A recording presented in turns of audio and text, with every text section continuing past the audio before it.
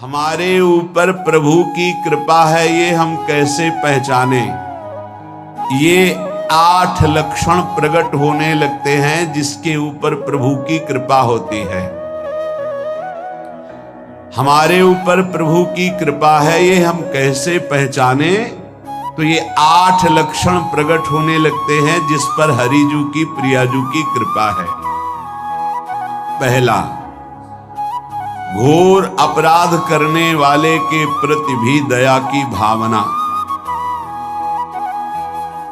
शांति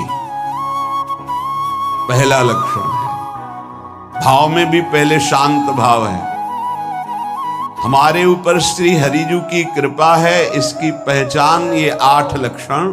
पहला, शांति, अर्थात घोर अपराधी के प्रति भी गुस्सा ना क्षमा करना, ये हरि की कृपा का लक्षण है। देख लो भाई, घोर अपराधी शब्द तो जाने दो, जरा सा प्रतिकूल हो जाए तो लाख समझाओ पर भ्रकुटी तनी रहती है। भला ऐसा है?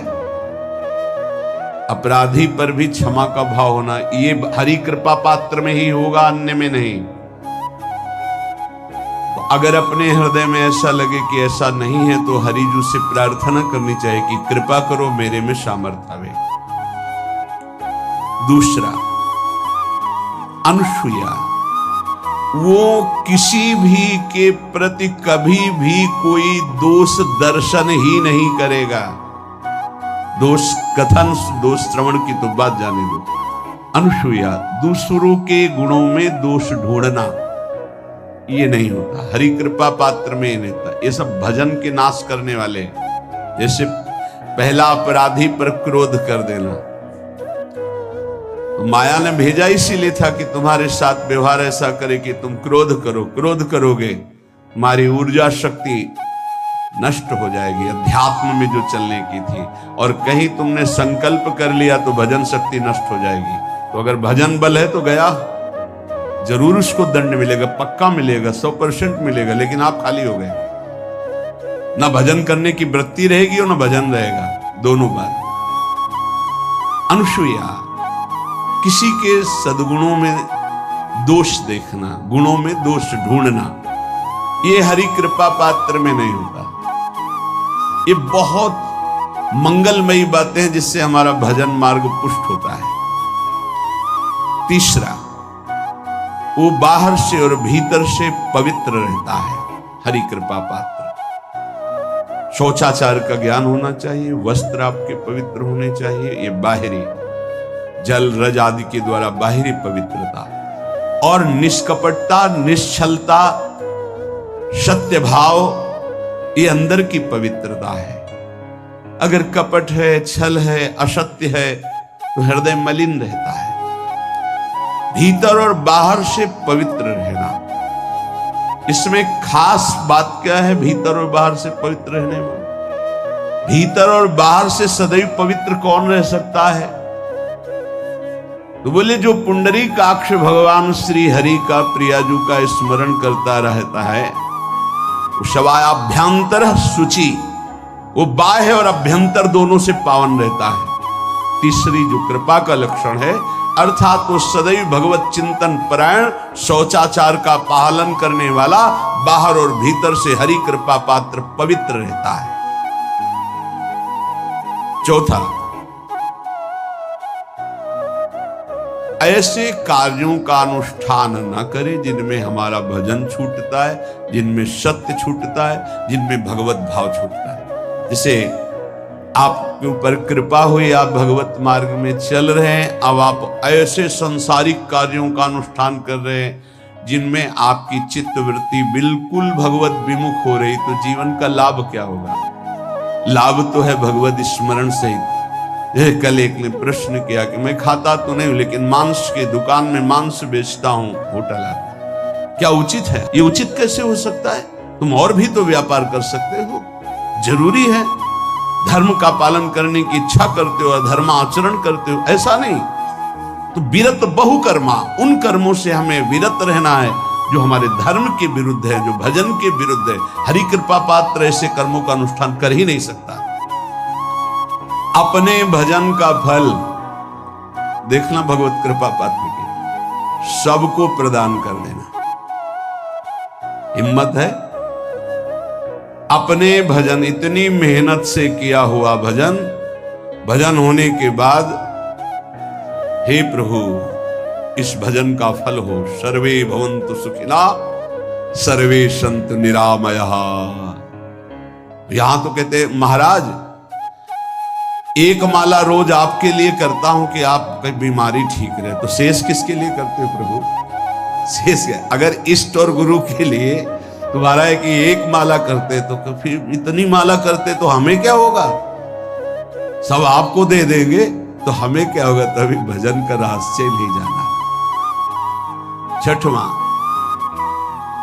अपने भजन से अपने लिए कुछ भी ना चाहना और दूसरों की तो बात जाने दो, दूसरों से कुछ ना चाहना ये तो ठीक है, अपने भजन से अपने लिए कुछ ना चाहना है हिम्मत। देखो ये हरि कृपा पात्र में हिम्मत होती है। अपना भजन अपने प्रयोग में ना लाना, इसका भी आंतरिक रहस्य है। अपने प्रयोग में आप शरीर को लेकर के बोलेंगे, अगर स्वरूप को लेकर तो प्रयोग की कोई वहां जरूरत ही नहीं, स्वरूप पूर्ण काम है, वहां कोई अभाव नहीं। जब आप कोई भाव अपने लिए करेंगे तो देह भाव होगा, देह भाव से किसी विषय की मांग होगी। विषय पूर्ति भजन का फल नहीं होता, भजन का फल होता विषय निवृत्ति। बहुत जोर की बात है, कैसे समझे? अपने भजन का भी फल अपने लिए नहीं, दूसरों से कुछ चाह रखना तो बात ही जाने दो, भजन से भी कोई अन्य सुख की चाह नहीं हुई। क्या चाहिए? भजन ही बनता रहे, भजन का फल भजन बनता रहे, खूब निरंतर जप करते रहे।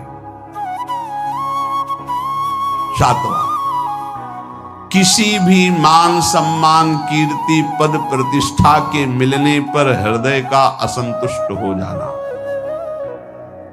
यह हरि कृपा पात्र का लक्षण होता है। प्रणाम नमस्कार जय हो तो हृदय में असंतुष्ट हो जाना चाहिए। कोई किंचन मात्र अभिमान न उदय हो जाए। प्रभु बचाओ, ये माया की चकाचौंध से बचा लो नाथ। कौन सा अपराध बन गया कि आपकी जय की जगह यहां हमको ऐसा सुनना पड़े। मान प्रतिष्ठा कीर्ति जिसके लिए बड़े बड़े लालायित रहते, हरि कृपा पात्र को विष की तरह चुभती है। और आठवां, किसी भी प्राणी समुदाय से संबंध ना रखते हुए सब पर दया की भावना, सब पर कृपा की भावना, सब पर करुणा मैत्री पर किसी से ममता नहीं। ये सूत्र बहुत व्यवहार में प्रयोग करने योग्य है। सबसे करुणा और मैत्री पर किसी से ममता नहीं। करुणा तो करी भरत जी ने, मैत्री भी की मृग से, पर ममता रहित नहीं रहे। ममता कर ली तो अगला जन्म हिरण का हो गया। ममता नहीं रखी। निर्ममो निरहंकारा, करुणा मैत्री तो करनी है, जैसे इसमें आदेश है, गीता में जी आदेश है, अद्वेष्टा सर्वभूतानां मैत्रः करुणैव च, पर निर्ममो निरहंकारा, ये साधक की चतुरता है। प्राणी मात्र पर दया कृपा करुणा मैत्री, पर ममता नहीं। ममता किसी से, और यहां करुणा मैत्री ये तो गायब हो गई, केवल ममता रह गई है। अपने शरीर से ममता, शरीर संबंधियों से ममता, विषय भोगों से ममता, यही जहर है। संबंध में ये ममता ही जहर है, विचारों में अहंकार जहर है, कर्मों में ये आसक्ति जहर है। इसी जहर को मिटा दे तो जीवन मुक्त महापुरुष कर्म करते हुए, विषय सेवन करते हुए, वार्ता करते हुए, विचार करते हुए, बिल्कुल जहर रही तो उसका जीवन हो गया। तो ये 8 बातें हरि कृपा पात्र में होती हैं, इनको बार बार सुनना और हृदय में धारण करना।